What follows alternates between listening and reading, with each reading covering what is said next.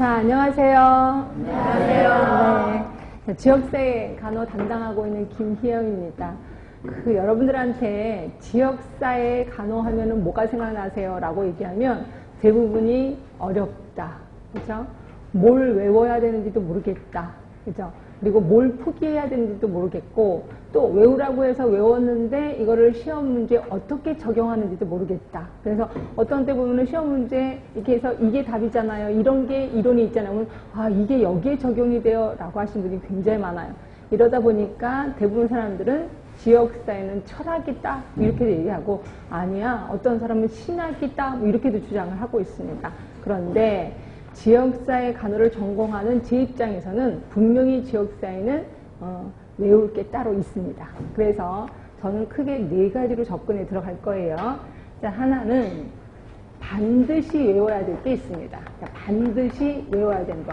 이걸 외워야, 이걸 암기해야 그 다음에 국시로 들어가셔야 돼. 근데 이거를 외우지도 않고 국시에 들어갔다. 그럼 당연히 떨어질 수밖에 없는 거죠. 그럼 이걸 반드시 외울 걸 다 외우면 어떻게 되느냐? 50% 정도는 맞을 수가 있을 거예요.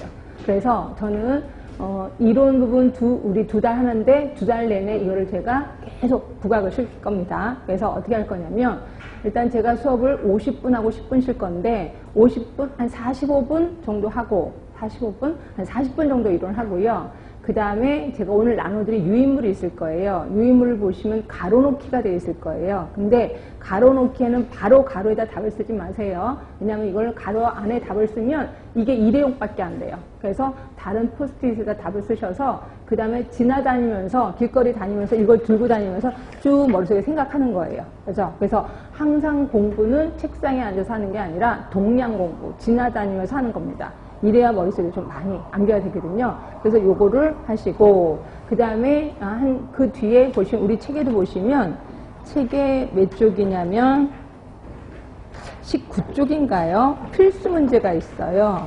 자, 필수 문제 보이시죠? 그래서 40분 이론하고 가로놓기 하고 필수 문제 할 겁니다.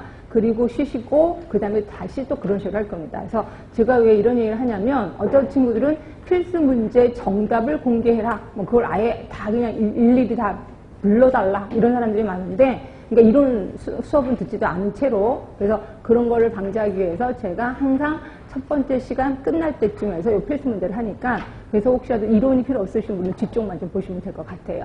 그런 식으로 해서 제가 반드시 외워야 될 거는 이렇게 해서 반복하겠습니다. 그리고 다음 주에 오시면, 여러분들이 이거 이제 완벽하게 외우셨을 거야. 그래서 다음 주에 오시면 또 쪽지 시험이 기다리고 있을 겁니다. 이런 식으로 해서 반드시 외워야 될 거는 3번 반복하겠습니다. 그러니까 3번 반복하는 과정에서 이게 이제 그 상식처럼 외울 수 있게끔 그렇게 접근해 들어가겠습니다. 자, 그러면 이제 2번째는 그러니까 암기해야 되기는 암기해야 되는데 그 양이 너무 방대한 게 있습니다. 방대한 양. 그래서 제가 봐도 이거 못 외우겠는데 라고 하는 것들이 좀 있습니다.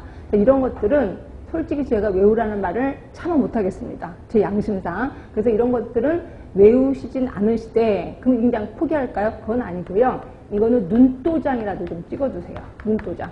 그 눈도장을 어떻게 찍느냐? 시험 보기 한 달 전부터 이걸 요약 정리를 하든지 뭐 복사를 하든지 아니면 뭐 핸드폰에다 저장을 하든지, 그래서 그냥 시간 나는 데 한 번씩 보는 겁니다. 그걸 한 번씩 읽어보세요. 이렇게 해서 보면 눈도장이 찍혀질 거고, 요게 현장에 가면 그대로 머릿속에 또 우연찮게 떠오를 때가 있습니다. 그래서 이런 것들은 이런 식으로 눈도장에서 맞으면 다행인 거고, 틀려도 그냥 괜찮다, 뭐 이런 식으로 접근하겠습니다. 그 다음에 이제 세 번째는 포기해야 되는 문제들이 있어요. 포기해야 되는 문제. 자, 이거는 제 이제 전공하는 사람 입장에서 볼 때는 되게 중요해요. 근데 여러분들이 너무 힘들어 하더라고요. 그래서 저는 이 부분을 포기하자, 과감하게. 그래서 이 부분에 대해서 여러분들이 설명을 해달라면 해줄 수는 있지만, 근데 여러분들 되게 힘들어요. 꼭 이 부분을 하다 보면 꼭 졸게 되더라고요. 그래서 이 부분은 그냥 과감하게 포기를 하겠습니다.